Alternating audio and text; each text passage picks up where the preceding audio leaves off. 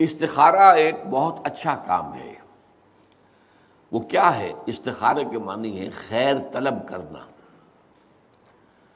اور اس کی ایک دعا ہے جو اللہ تعالیٰ نے، اللہ کے رسول نے سکھائی ہے صحابہ کو، اور صحابہ یہ کہتے ہیں کہ ہمیں اس طرح یہ دعا اللہ کے رسول نے سکھائی جیسے قرآن سکھایا، یعنی اتنی اہمیت کے ساتھ۔ اس کا مسئلہ کیا ہوتا ہے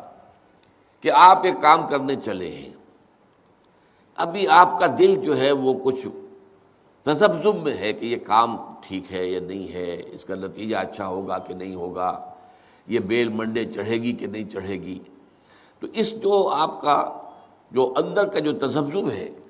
اس کو ختم کرنے کے لیے دعا کی جاتی ہے کہ اے اللہ، میں تیرے علم سے خیر چاہتا ہوں، اللہم انی استخیرک بعلمک واستقدرک بقدرتک، اور جو تیری قدرت ہے اسی سے میں چاہتا ہوں کہ مجھے بھی قدرت کچھ حاصل ہو جائے فیصلہ کرنے کی۔ تو اس کے بعد فرماتے ہیں فإنک تعلم ولا اعلم، تو جانتا ہے میں نہیں جانتا، وتقدر ولا اقدر، اور تجھے قدرت حاصل ہے مجھے نہیں حاصل ہے۔ اب آیا اصل، اللہم ان کنت تعلم ان ھذا الامر خیر لی فی دینی و معاشی و عاقبت امری، اے اللہ اگر تیرے علم میں یہ ہے کہ یہ کام میں اپنی بیٹی کا رشتہ فلاں سے کرنے چلا ہوں، اگر تیرے علم میں یہ ہے کہ یہ بہتر ہے میری آخرت اور دنیا کے اعتبار سے اور نتائج کے اعتبار سے،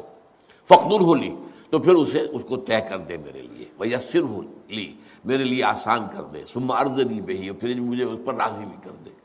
وَإِن كُنتَ تَعْلَمُ، اگر تو یہ جانتا ہو، تیرے علم میں یہ ہو، ان ھذا الامر شر لی فی دینی وعاشی وعاقبۃ امری، کہ یہ کام تو میرے لیے شر ہے، اصل میں مجھے نظر تو نہیں آ رہا نا، میں تو شارٹ سائٹڈ ہوں، تو جانتا ہے کہ خیر ہے یا شر ہے۔ اگر یہ شر ہے تو اسے پھیر دے، مجھ سے دور کر دے، اپنی قدرت سے اس کو ہٹا دے، مجھے اس سے ہٹا دے، اسے مجھ سے ہٹا دے۔ وَاقْدُرْ لِي الْخَيْرَ حَيْثُ كَانَ،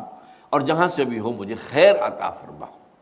ثُمَّ أَرْضِنِي بِهِ، اور پھر اس پر مجھے راضی بھی کر دے۔ یہ ہے دعائے استخارہ، اللہ تعالیٰ سے فیصلہ چاہنا۔ اس کے بعد اللہ تعالیٰ جو ہے انسان کے دل کو جما دیتا ہے کسی ایک رخ کے اوپر۔ اب اس کی جو باقی ہمارے ہاں جو ہو گئی ہے شکل کہ کوئی خواب میں آئے، کوئی نشان نظر آئے، یہ کوئی استخارے کا حصہ نہیں ہے، یہ اس کے اندر اضافی چیزیں ہیں۔ لیکن یہ ہو سکتا ہے کہ انسان رات کو جو ہے